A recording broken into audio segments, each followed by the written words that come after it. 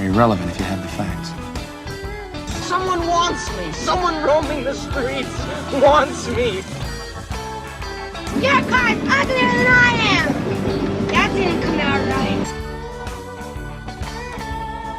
The lady who put the BS in BSN. It's Carolyn Sheridan from the Ag Health and Safety Alliance. Time once again to see what we can do to help our family farmers. We've got her, Carolyn. Carolyn, how are you today? I'm good, Al. How are you? I'm good. Probably think we should probably tell folks what you're all about because we got a lot of new listeners this week. I'm excited about your new listeners, Al. Wow. Yeah, good job. We're very happy to have Rochester on board and safety. We're very happy to have them on board. But you're new to them, so let's talk about Ag Health and Safety Alliance. You're Carolyn Sheridan. You started Ag Health and Safety Alliance. You can find it at aghealthandsafety.com. Yes, And basically, you're fighting the uphill battle of taking these young minds of mush off the farm and trying to teach them how to be safe, right? That's your goal. That's right. But I think. I mean, is that actually your all ages too? But primarily, yes, you're right. Primarily, it's the next generation, meaning 18-year-olds to 26 kids in college, but also a few kids in high school, mostly the college kids. Yeah, we're talking about agriculture, health, and safety. Right. We're making it fun. We're making it engaging. But then we try to help the mature adults as well. So you're not going to, I think a great business slogan is training the young minds of mush off the farm. But I looked up yours, and that's not what it is. You might want to shorten it. Here's what yours, the Ag Health and Safety Alliance is an international nonprofit organization registered in the U.S. and Canada that focuses on health and safety for the next generation of agriculture. Our programs are tailored specifically to your audience with ongoing development and promotion of dynamic programs. Mm-hmm. I like the young minds of mush and fixing them. Why don't you put that down? You're supposed to shorten it. You really are supposed to shorten it. Yeah. You're supposed to, come on, we'll help you be safe. Let's get it together, guys. Getting the young minds safe. So anyway, you've been doing this for quite some time, haven't you? Because you used to be a BS. You used to be a BSN. I'm always a BS. I'm always a BSer. But I've been doing agricultural health and safety since the early 90s. Oh, this goodness nonprofit gracious. is just since 2017. So, it's like in nursing. You get to do a lot of different things with your career. So give us your thought. You started out as a BSN, a Bachelor of Science in Nursing. So you're taking care of people at the hospital, I presume, or wherever it was. Oh, yeah. And helping people have babies. And goodness gracious. ER. Yuck. Yeah. Okay. Yeah. So you're doing that. Then you decide, no, I'd rather help these young farmers with brains full of mush. How did you get there? No, how did you get there? There's some announcement on the bulletin board back in the day when they put things on the bulletin board in the cafeteria and said, anybody that's interested in learning more about agricultural health and safety, there's a 6-week course at the University of Iowa. And come and take this, and then we'll help your hospital or your public health department get started in delivering agricultural health and safety services in your community. So another lady and I, Connie Shango, who was she's a wife she was a farm wife too. We just took off for Iowa City. We went there for 6 weeks, kind of back on and off between Iowa City, learned about agriculture, health, and safety. It's kind of like it's a specialty. Do you feel like you were taken advantage of? Because you're saying this is a 6-week course. No. And now we've been doing this for a while, hour at a time, or half hour at a time. I presume I could give the course now. I've learned enough. I'm pretty sure you would agree. But here's the thing. You take a 6-week. You take a 6-week. Not that. You take a 6-week course, and now you're going to these big schools, these ag schools, and teaching a class. You do it in a day or two. They took are you a slow learner? It took you 6 weeks, and they can do it in 2 days. You've kind of shortened it like into this little. It's like you've crammed my life into like this little 2-minute segment. But you don't just start there. You learn more. We came back. We taught farm. We had a clinic in Spencer, Iowa, for farmers and their families. Did a lot of work with young folks with farm safety day camps. Did a lot of work with little people, and then this has just ended up being my passion. So I'm not only teaching young folks, or you said the minds of mush. I might disagree with you on that one too, but anyway. As a nurse, they're not fully functional until 25 or something like that. I know that's a science thing. I know a lot of people, but we should probably, in case some of them are listening, I don't want to offend them. Okay, fair enough. But you've taken this thing now, U.S., Canada. I know you've been to Australia because we had to do one of those down under. So you're an international company that does that, and I love the fact you're on this program. Yes. So we end up, for folks who are just catching on, Carolyn comes on once a week, and we try to save the family farmer with some tip. Now, with 3-4 years we've been doing this, it seems the only time you care about the farmer is during Spring Safety Week. No, this is like a biggie for you. Well, why do you separate it? Why spring safety and not summer safety, winter safety, fall? To me, spring is a little bit different because it's different equipment. The weather is different.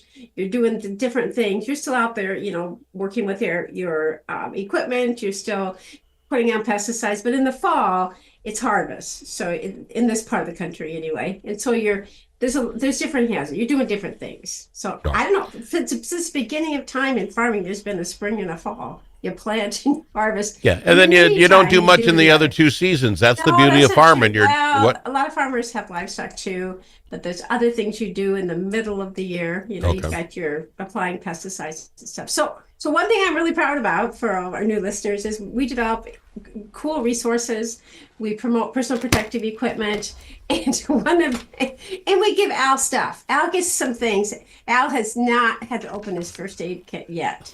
It's huge. I want to bring something to the mix with us.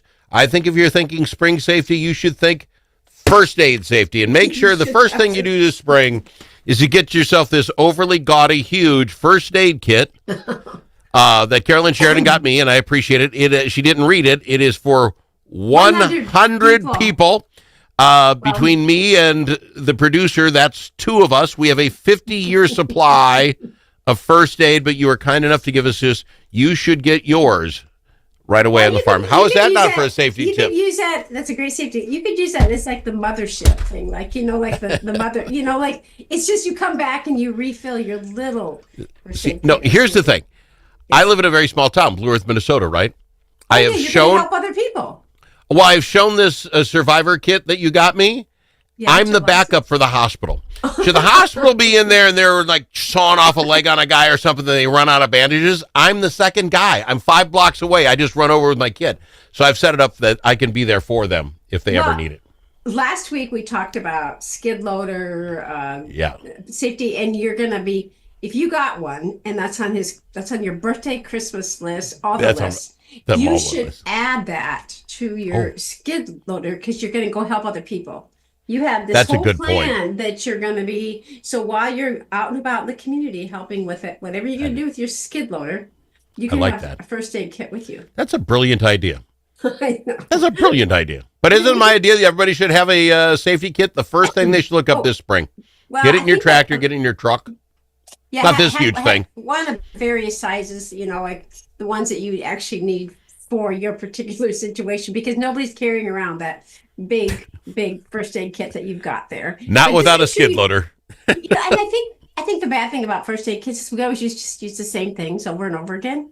And then we run out of the things we actually need. And so then we have those other things in there, like, what are those for anyway? I think you should open it, Al. I kind of want you to open that.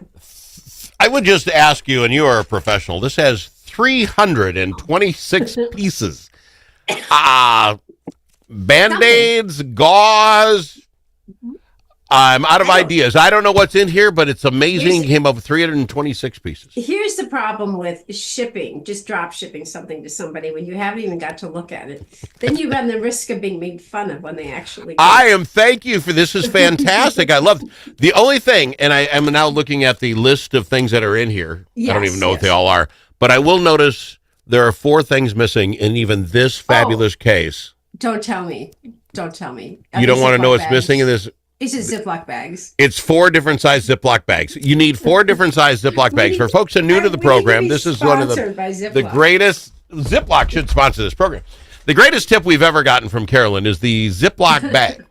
Because should something be accidentally chopped off your body, you're going to want to throw it in a plastic bag. If you got some ice, great, throw it in there. But bring it to the hospital in case they can reattach it, correct? That's true. It is very true. Yeah. Absolutely. Yep.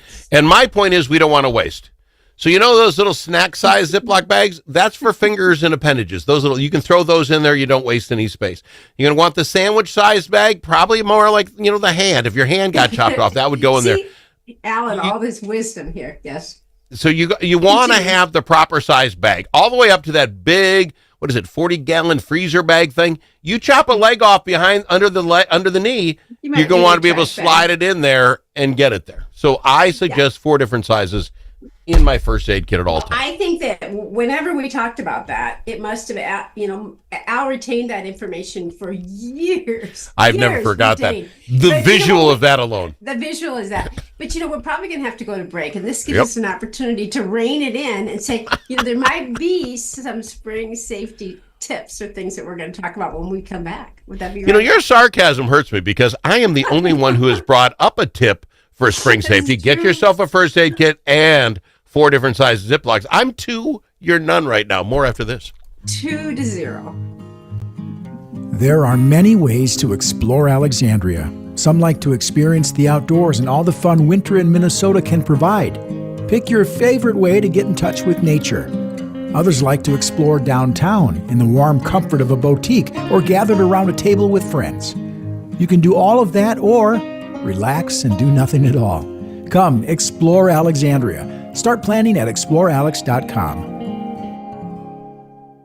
If it's your turn to host a game, Grandpa's Barbecue suggests you try something different. Put out the perfect barbecue flavor of Grandpa's Barbecue. Add it to your ribs, dip the meatballs, or drench your wings in the original flavor of Grandpa's Barbecue. It isn't too hot or spicy, fruity or smoky or whatever. Grandpa's Barbecue. Available in select stores and online at grandpasbarbecueshop.com.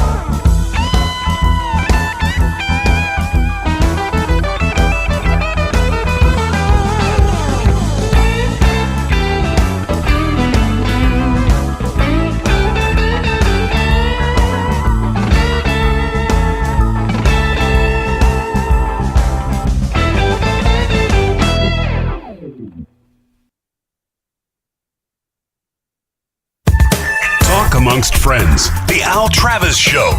Nothing but talk. We've got our Carolyn Sheridan's Ag Health and Safety Alliance. I will let her give out plenty of fine tips. I would throw one more out when you're looking over your first aid kit. It may say it has 326 pieces in it, but it's missing a couple of vital ones. I was studying during the break. You were studying during the break? It does not have, which I thought every first aid kit did, a bullet, a shot of whiskey, and a knife in case you have to cut the venom and suck the venom out. You would have to have that. I've seen movies, and this has none of those 3 things. So Keep that in Okay, mind. so we should probably make our own first aid kit. In fact, we should next Friday, we are going to talk about that.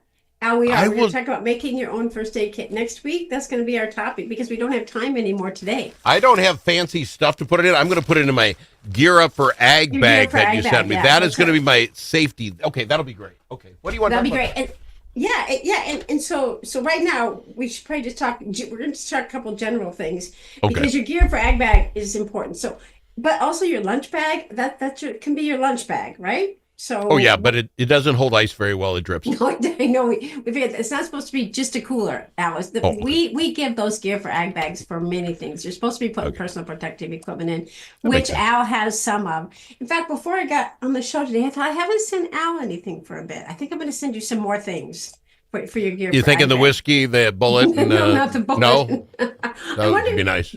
Can we send bullets in the mail? Yeah, I suppose I could. I don't have any idea. I don't know. No, but this time of year, people have gotten their equipment ready. We're good at that. We're going to get all the equipment ready, all that, but we're not so good about making sure that we're taking care of ourselves. We really aren't. So if it's been raining and people are in a hurry, if there's not a me, I'm in charge. We didn't tell the new audience. I'm in charge of food and entertainment. You are. Finances and safety. So there's 4 things, but we tend to think the first 2: food and entertainment. Yeah. So if somebody's not providing that stuff, a lot of times they're not doing it. They're not refilling their water. They're just drinking caffeine. We're talking about your body too, not just safety for cutting off limbs out. I can't believe you haven't brought up good shoe wear. Make sure you're wearing the right shoes because things are slippery these days. Make sure you have the boots on or whatever. You always have shoe wear is important. I know we actually do this all year long, and somehow, some way, we find some topic on health and safety is it 52? Do we actually get to talk 52 weeks a year? Yep. We do pretty darn good. I rarely miss, even when I'm on the road. I rarely miss. You are always there. And glovage. Make sure your gloves are the right gloves for the right circumstance. If you're dealing with chemicals, they should be one type of glove. If you're dealing with other stuff, it should be other kinds of gloves. Yeah, I think I'm just here just to help for entertainment. Absolutely. You're just entertaining. I'll give you that. You're entertaining as all get out. I'll give you that. But if you think that through, and you and I have talked about this, when you laugh, you learn. We say that to our kids all the time, that if you have a boring topic, which safety can be boring, we have to admit that, right? What? No, nobody really wants to talk about safety or health. I love talking about safety and health. I know you do, but I can tell you that most of our students are like, oh, this is going to be the boring topic we're going to talk about. So, your job is just to get the things you need, have it in the right place, get your Gear Up for Ag bag or your cooler bag or whatever you want to call it, and have a couple of them. That's my job right now, running around making sure we have everything in the right spot. Because nobody's coming to the house. No one's coming to the house if they need anything. You got another one? I got another one. Al's got another one. Bring sunscreen. Bring sunscreen because it's going to get pretty warm pretty quick. Have sunscreen in your bag. Boom, see? That's right. It's kind of like golfing, Al, because you love to golf. You take some important things with you when you golf, right? What are the things you need? I would suggest that quite possibly with my golf game currently, I dig up just about as much ground as any farmer does planting his field. So, yes, it's very much the same thing, except I'm old school. I use one single tool and I just hammer through the ground. But so did you do any prep for golfing? Like for farming, you prep the equipment, then you're out in the prepping the ground. Did you just go out there? Truth be known, I've got a starter sitting at the front door of my house. They just texted me on the email thing saying the starter showed up. Old Blue, my golf cart wouldn't go forward. It needed a new starter. You got to have these things ready. If I knew it wasn't going to start in the middle of winter, it could have been ready, but who goes to the golf course in the middle of the winter to check that? I know, but you pull that golf cart. Was it in your garage? Maybe you could just spin it around when it's not snowing. It's at the golf course in the shed. Oh, okay. See? So I ran out there, got on it, and it's like, okay, it started for about a minute and a half, then it wouldn't start anymore. Starter went bad. Well, got to get her fixed. Going to happen this week. Boom. Yeah, and that's frustrating. So that's frustrating for our farmers absolutely. Too. Because we do put the equipment away in good condition. I don't know where those gremlins coming from. But you get it out in the spring, and all of a sudden you're like, now I gotta fix it some more before I go to the field. So that adds frustration. People aren't maybe sleeping as well as they should. There's a whole bunch of things that we need to think about. Just Just get one thing done at a time. Think about, what are you going to do today? What do I need to be safe and healthy for today? You've got me thinking. I wonder if I should offer myself up to farmers with my 9-iron to help plow some fields up. I could do that. Or maybe a farmer with a small discer would come and help me plow the golf ball down the field and save my 9-iron. We've got two options here, but we don't have any more time. We don't have any more time? No, thank goodness I got some tips out. What? Okay, that is right. So we're a good team. At least I think we are. But next week, we are going to build our own safe first aid kit out. I'm going to send you some things in the mail. Oh, wow. Fantastic. And I'll head to the store and pick up a lot of Ziploc bags for us. It'll be good. You do that. Back with more. Be safe out there. Be safe out there till we see you next week. Go to AgHealthAndSafetyAlliance.com. Chanhassen Dinner Theaters brings you its most popular show of all time, Grease.